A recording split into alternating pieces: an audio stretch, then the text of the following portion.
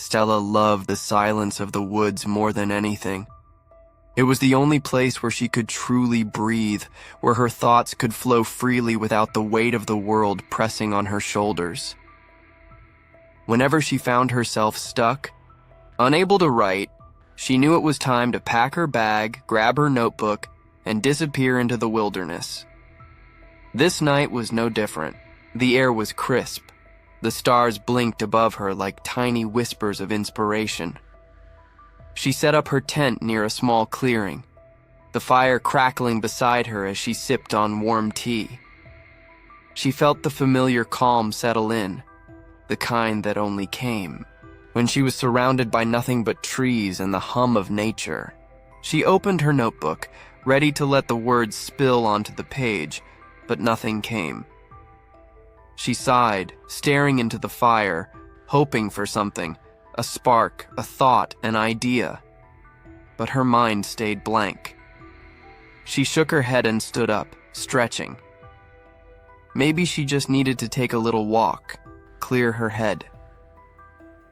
She wandered a few steps away from her camp, listening to the rustling of the leaves, the distant hoot of an owl, the gentle creak of the trees swaying in the breeze. But then something else. A whisper. Her name. She froze.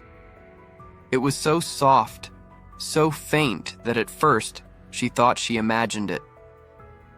She turned around, scanning the darkness between the trees. Nothing but shadows and the quiet sounds of the forest.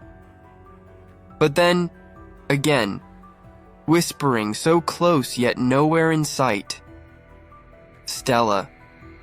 Her heartbeat pounded in her chest. She took a step forward, peering into the blackness beyond the trees, but there was nothing. No movement, no figure, just the empty woods swallowing up the sound. She called out, her voice barely above a whisper herself, but there was no answer. Only the wind whistling through the branches. She rushed back to her tent, every nerve in her body screaming at her to leave. She doused the fire, grabbed her things, and stumbled back to her car, her breath coming fast, her hands shaking as she turned the key and sped off down the dirt road, leaving the woods and the whisper behind. When she got home, she locked the doors, shut every window, and curled up under her blanket, notebook clutched tightly in her hands. She should have been terrified, unable to think, but instead, something unexpected happened. The words came pouring out, page after page filled with the eerie feeling of the night, the whispering voice, the unseen presence in the trees. Her fear had transformed into something else, something she could use, something powerful. Inspiration. By morning, she had the first chapter of her new book written, and for the first time in weeks, she felt at peace. Even though she could still sometimes hear the man whisper her name, she could not let that night out of her head. Her book became a bestseller fast, and for that, Stella was happy. But was it worth it?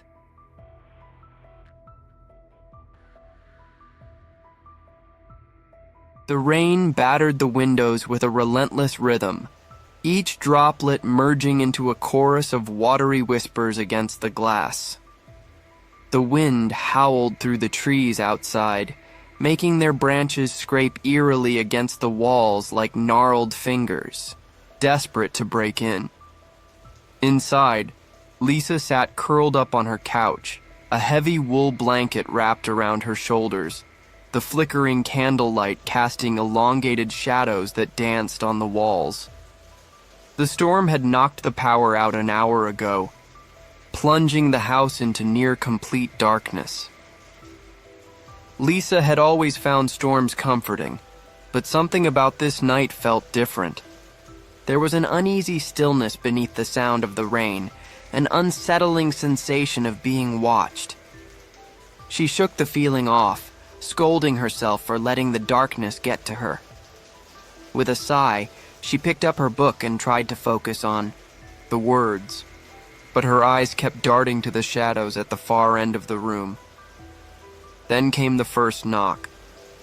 It was faint, almost lost in the storm, but distinct enough to freeze Lisa in place. She turned toward the front door, her pulse quickening. Another knock followed, louder this time. Her throat tightened as she placed her book down and stood up, hesitating before taking a step forward. The door creaked slightly as she reached for the peephole. She held her breath and peered through it, only to see darkness. No figure, no movement, just the inky black void beyond her porch. Her stomach twisted. Maybe it was just the wind rattling the door.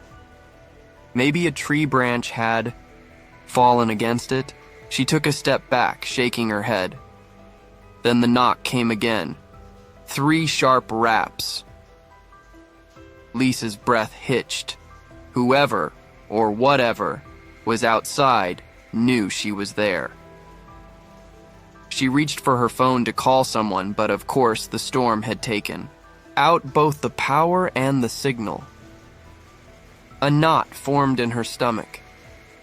She wasn't sure if she should open the door or pretend she wasn't home. But something deep inside told her the visitor already knew she was there. Suddenly, a floorboard creaked behind her. Lisa's blood turned to ice as she spun around, her heart pounding against her ribs. The dim candlelight barely illuminated the room, but she swore she saw movement near the hallway. The shadows flickered and twisted unnaturally. Was it a trick of the light, or was someone inside the house with her? She clenched her jaw, forcing herself to move toward the kitchen, where she kept a knife in the top drawer. Her breath came in shallow gasps, the air thick with an oppressive silence. Just as her fingers brushed the handle of the drawer, she heard it, the unmistakable sound of footsteps, slow and deliberate, coming from the hallway. Lisa turned, her grip tightening around the knife. "Who's there?" she called out, though she wasn't sure she wanted an answer. The footsteps stopped abruptly. The silence that followed was deafening. Then, just as she thought the nightmare couldn't get any worse, the whisper came, low and raspy, right behind her ear. "Let me in," Lisa screamed, spinning around with the knife raised, but there was nothing there. The room was empty. The front door burst open with a violent gust of wind, the storm roaring in with all its fury. The candle went out, plunging the room into darkness. And just as she stumbled backward, her mind racing, she felt it, a cold breath on the back of her neck. The last thing she heard before the world went silent was the door slamming shut.